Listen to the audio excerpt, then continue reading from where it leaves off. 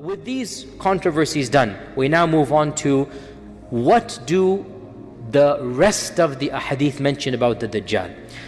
And I'm not going to go over them one by one because it's a bit too advanced for that. I'm just going to summarize for you.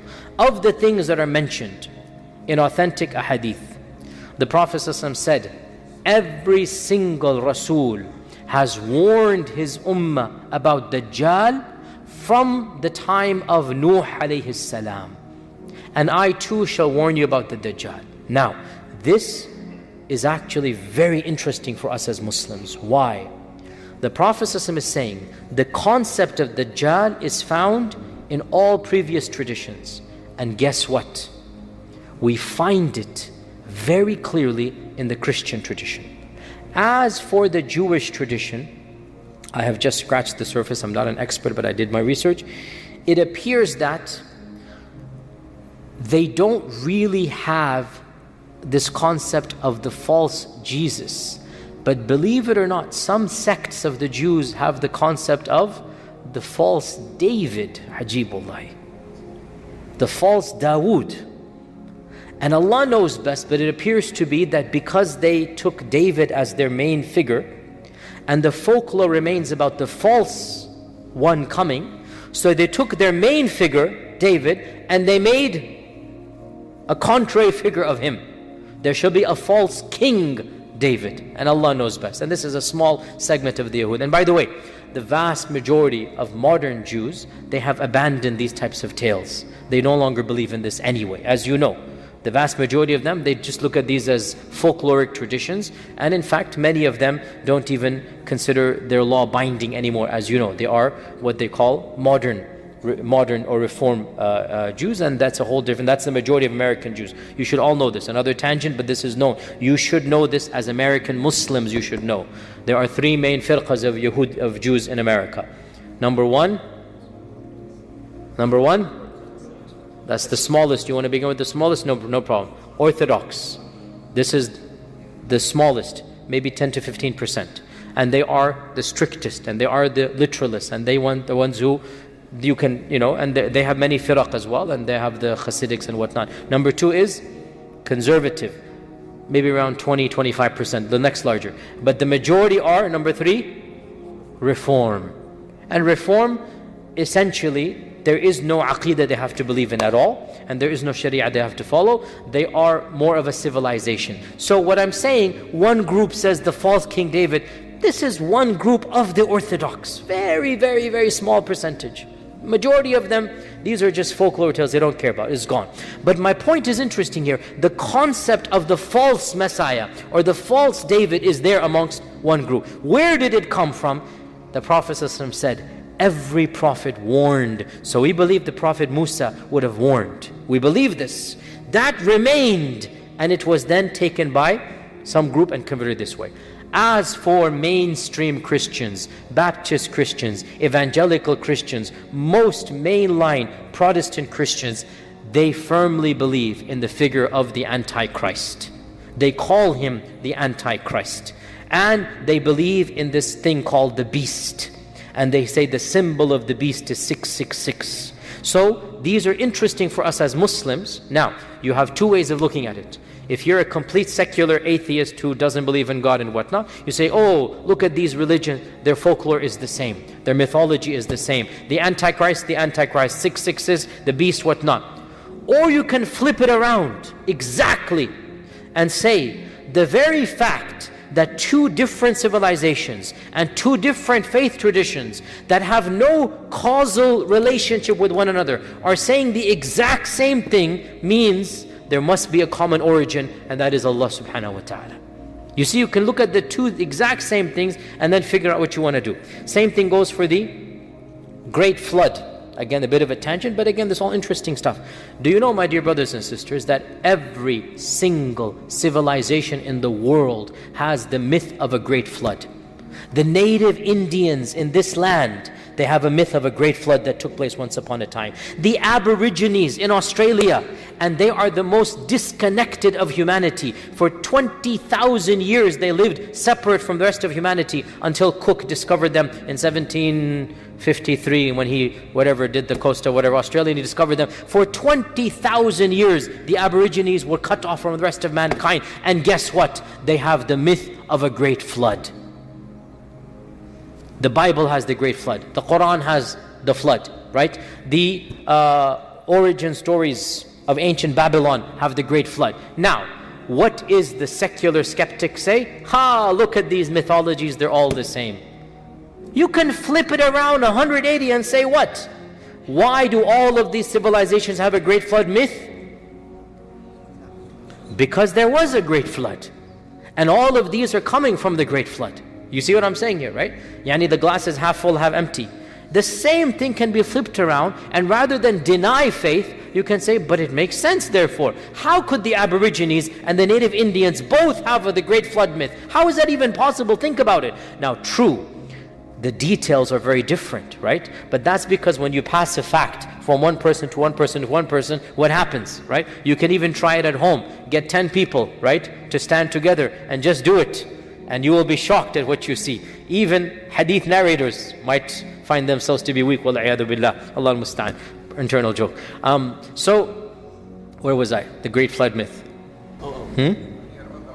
You're all lost. I apologize for drowning you in all of this great flood myth. Something about Dajjal. Let's get back to Dajjal. The notion that every single civilization, Judaism, Christianity and Islam, it has some notion of an evil entity that shall deceive mankind towards the end of times. Isn't it interesting? Isn't it something that makes you think, right? And there are so many, these folkloric movies that are made by Hollywood, right? That, the Antichrist is going to come. There's many of these. It's in their psyche. It's in their civilization and culture. Rather than flip it around and say, mythology, we say there is a common origin. So our Prophet ﷺ said, every prophet has warned his ummah about the Dajjal from the time of Nuh alayhi salam. He also told us that I shall tell you something that nobody has told before me. So he's going to give an interesting fact that no prophet before has mentioned. Now, by the way, I find it interesting personally that if you look at the folklore of the non-Muslims, the Christians, they also have in their folklore that the Dajjal shall be born to a family that is righteous overall and is praying for a child for a long time. And that the child will come and will flip on the parents. This is something in their folklore. We find it in our traditions as well. Okay? And one thing we do not find in Christian folklore at all, in Jewish folklore, is that the Dajjal will be deformed. And what do we find in Sahih Bukhari and Sahih Muslim? The Prophet ﷺ saying, I will tell you something that no other prophet told his people. The Dajjal will be deformed. Subhanallah. Look, do you guys understand what I'm saying here? You guys understand what I'm saying? Certain issues of the Judeo-Christian folklore matches with ours. This one thing that the Prophet ﷺ said, I am telling you, and no prophet before me told his people, is that he shall be born and one of his eyes is deformed. And guess what?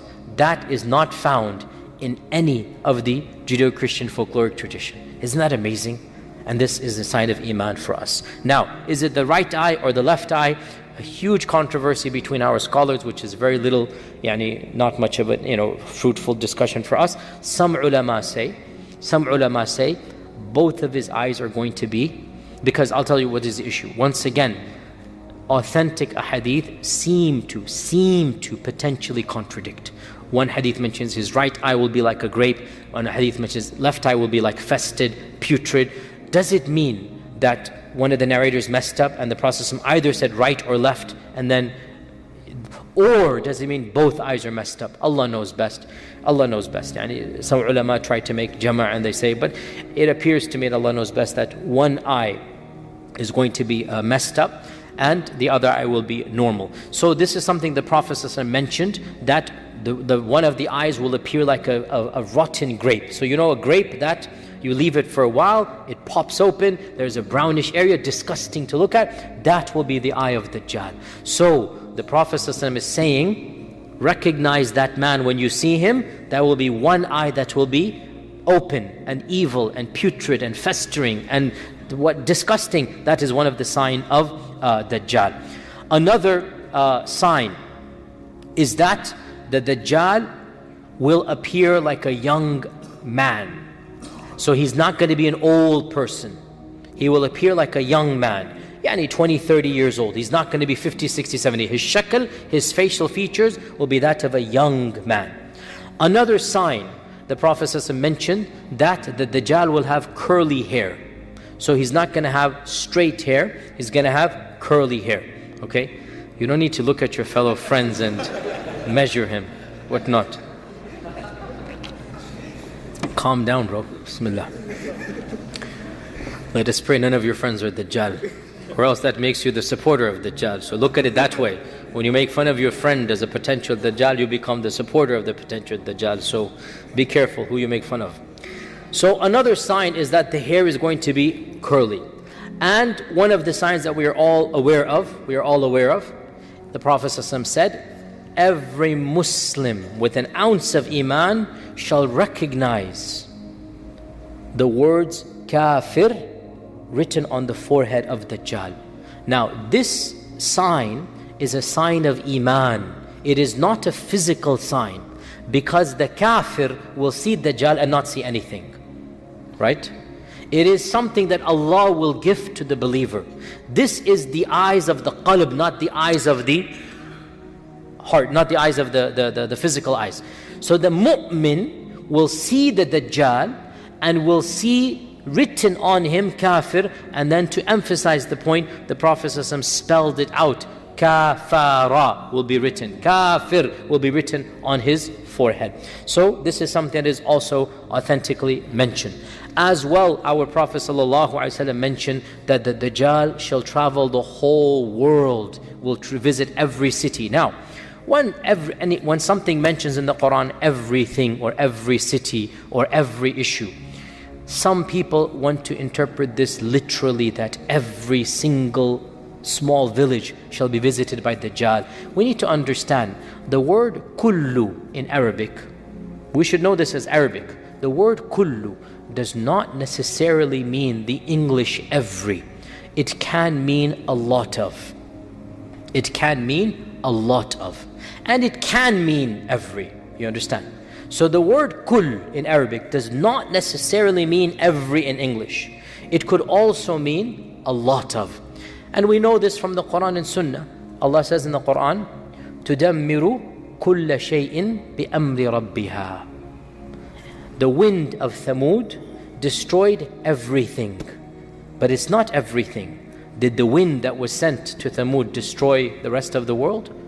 But Allah says, كُلَّ شَيْءٍ. So the word kullu, and also وَمِن كُلِّ شَيْءٍ خَلَقْنَا زَوْجَيْنِ. This is one of those things that, if you some people leave Islam, the murtads, for the most trivial reasons, because their own ignorance doesn't understand the Quran. When they don't understand the Quran, they end up rejecting Islam. And I've read online one of the famous murtads who is rejecting Islam and making fun of it. He goes, look, the Quran says وَمِن كُلِّ شَيْءٍ خَلَقْنَا زَوْجَيْنِ, and the amoeba is not zawjain. Because of this he becomes kafir. And I say his mind is the size of an amoeba. That's why he became kafir. Doesn't know basic Arabic. When Allah says وَمِن كُلِّ شَيْءٍ خَلَقْنَا زَوْجَيْنِ, it does not mean that every single species must be zawjain. It could mean the default is zawjain, and that is the reality.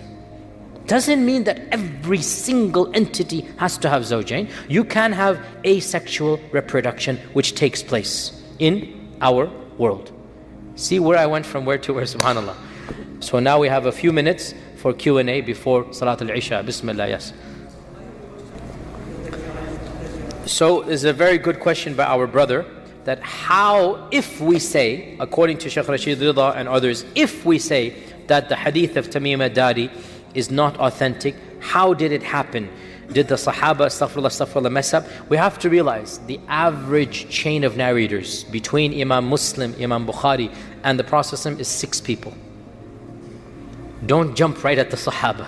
There's plenty of people in the middle where, and this is actually well known for those who study hadith, sometimes the third, fourth narration, and this is very common, he might have heard something from someone, and when years go by, he assumes he heard it from a narrator of hadith, and he then projects it mistakenly. Mistakenly, he projects it to a hadith, and it's not a hadith. Okay? And this is the job of the more discerning scholars to sift through. And that's why I said, do we even want to open this door? And I said the majority did not open this door, which is why they considered the hadith of Tamim to be authentic.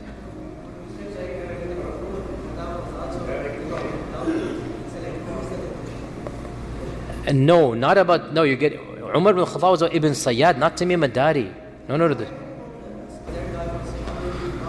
Umar ibn Khattab radiallahu anh passed away very early on. We do not know how much he was monitoring Ibn Sayyad towards the end of his life. So Allah knows best. Umar ibn Khattab, he passed away as we know, in the 12th year of the Hijrah, 13th year of the Hijrah. Ibn Sayyad lived many years after this. So he himself was unclear. Because he was unclear, his children, Hafsa and Ibn Umar, were also unclear. But the majority of Tabi'un and later scholars realized, and Ibn Taymiyyah and others mentioned this, that there is no way that Ibn Sayyad could be the actual Dajjal. And this doubt came because they witnessed him interacting with the Prophet ﷺ. So no doubt when they saw the evil that was in him, so they have some doubt. Even Abu Sa'id al-Khudri, we saw in his narration, the rumors spread until the end of his life. And even Abu Sa'id al-Khudri is like, I don't know what to do with this guy. So those things, we have to understand that the doubts of the Sahaba Ibn Sayyad were a temporary one because of that time frame. You understand what I'm saying here? Once situation goes on and it's clear that had he been that actual Dajjal, he wouldn't have done all that he had done. So then we can now verify and say he was not that big Dajjal, he was one of the minor Dajjals. Sisters, any questions? Back to the brothers. Yes, Bismillah. Do we just mention? Oh, Ibn Sayyad. No. The Prophet ﷺ did not see Ibn Sayyad having kafara on him. Also, Ibn Sayyad was a child in the time of the Prophet ﷺ. And the doubt was, is he going to grow up and become that Dajjal? Right? So, from the traditions we learn that the Dajjal will grow up in a regular household. And he will become Dajjal in a day. Like Hafsa said, something will happen to make him angry. Then something's going to happen and then the Dajjal will appear out. Before that, he's just an evil person. So this is the doubt. Was this Ibn Sayyad that evil person? No, the minor Dajjals are not going to have kafara and they're not going to have a'war. No. Why did they think? But they were worried Ibn Sayyad might become the Dajjal. And when he becomes Dajjal, kafir will appear. When he becomes Dajjal, all of the signs are going to come. They will show. That was the issue, okay?